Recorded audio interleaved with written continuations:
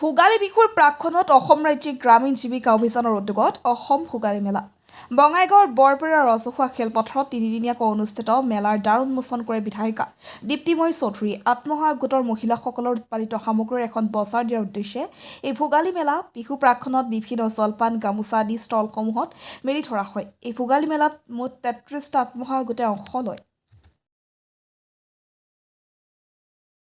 এইটো খুব ভাল পদক্ষেপ হৈছে অসম চৰকাৰে কৰিছে এইটো কিয়নো এনেকুৱা কৰিলে আমাৰ গ্ৰামাঞ্চলত যিসকল মহিলা আছে তেওঁলোকে সাধাৰণতে ঘৰতে কাপোৰ বৈ এনেকুৱা খাদ্যবিলাক বনাই নিজে খোৱাৰ পৰা আলহী অতিথিক দি দিয়ে, কিন্তু এতিয়া এনেকুৱা এটা ভাল সুব্যৱস্থা হৈছে যাৰ ফলত মহিলাখিনি ঘৰতে বনোৱা বস্তুখিনি বিক্ৰী কৰিব পাৰিছে, হাতত দুপইচা আহিছে, তাৰপিছত আৰু অধিক বেছিকৈ ভালকৈ বনোৱাৰ এটা প্ৰেৰণা পাব। বহুত ভাল কথা এইটো।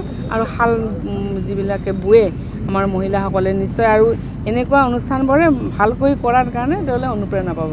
খুব ভাল কথা, ভাল পাইছোঁ। এতিয়া বিধায়িকা দীপ্তিময়ী চৌধুৰী, গৃহিণী দীপ্তিময়ী চৌধুৰীয়ে পিঠা পুলি এইবিলাক বনাইছিলে না, এইবাৰ সময় পাইছে নে? নাই বনাওঁ মই ঘৰত, এইবাৰ বনাব পৰা নাই, বনাম আৰু অলপ হ'লেও বনাম। বনাই ভাল পায় নে খাই ভাল পায়? বনাই ভাল পাওঁ। আৰু ঘৰৰ MP মহোদয় তেওঁ খাই ভাল পায় আপোনাৰ? খাই এটা দুটা খায় আৰু বেছি নাখায় আৰু হ'ব।